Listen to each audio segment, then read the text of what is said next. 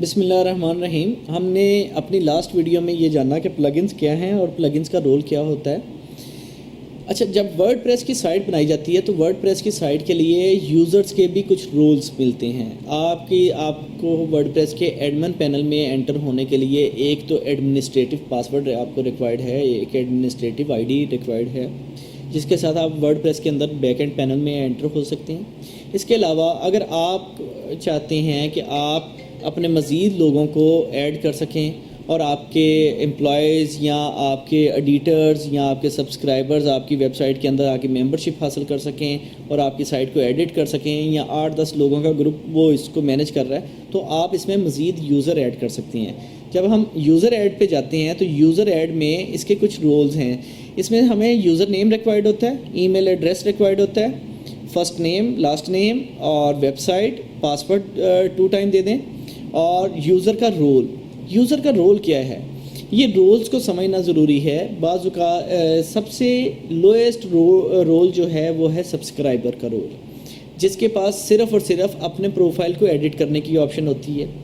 اس کے بعد ہے کنٹریبیوٹر کا رول، کہ کنٹریبیوٹر آتا ہے وہ صرف اور صرف ایک پوسٹ کریٹ کر سکتا ہے but he can not publish that post. وہ پوسٹ جیسے ہی کریٹ کرے گا تو وہ ایڈیٹرز کو اور سائٹ ایڈمنسٹریٹرز کو وہ نظر آنے لگ جائے گی، ٹھیک ہے، اور وہ چاہیں تو وہ اس کو پبلش کریں، چاہیں تو وہ اس کو پبلش نہ کریں۔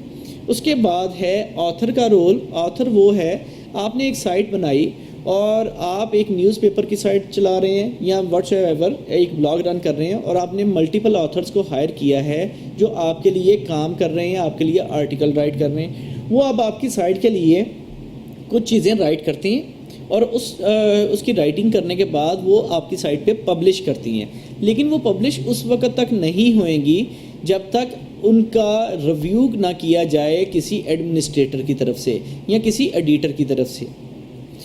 اس کے بعد آتا ہے، آتھر کے بعد آتا ہے ایڈیٹر کا رول۔ یہ ایک پریس کی طرح ہے، جیسے پریس میں ایک ایڈیٹر ہوتا ہے۔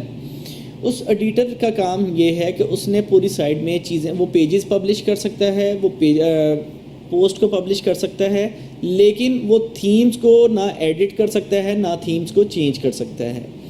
ان باقی چیزوں کا اختیار جو ہے وہ ہے ایڈمنسٹریٹر کے پاس۔ ایڈمنسٹریٹر کے پاس سب سے زیادہ پاور ہوتی ہے۔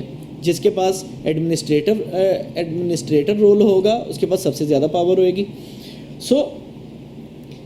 تھیم ٹو تھیم یہ رولز بھی ویری کرتے ہیں۔ بعض پلگنز آپ کو مل جائیں گے، آپ کچھ مزید رولز ڈیفائن کرنا چاہتے ہیں، آپ ان مزید رولز کے مطابق اپنے اس میں ایڈ کر سکتے ہیں، رولز ڈیفائن کر سکتے ہیں کہ اس رول کے بندے کی ایکسیس اس ایریا تک ہے۔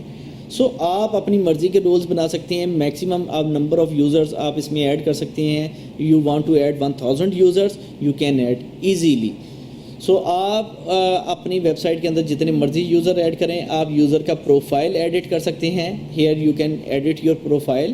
اور چونکہ ہم ورڈ پریس کو ایک یوزر فرینڈلی سائٹ بولتے ہیں، استعمال کنندہ کی دوست سائٹ، تو ورڈ پریس کے اندر ہم یوزرز کے لیے اپنے ان کے جو تھیم ہیں، ایڈمن کلر سکیمز ہیں، ہم ان کو چینج کر سکتے ہیں۔ جیسے میں یہ چینج کر رہا ہوں، آپ دیکھ رہے ہوں گے کہ سائٹ کے بیک گراؤنڈ میں ایڈمن کلر سکیمز چینج ہو رہی ہیں۔ یہ فرنٹ اینڈ پہ ویو نہیں ہوں گی، یہ صرف اور صرف آپ کو بیک اینڈ پہ نظر آئیں گی۔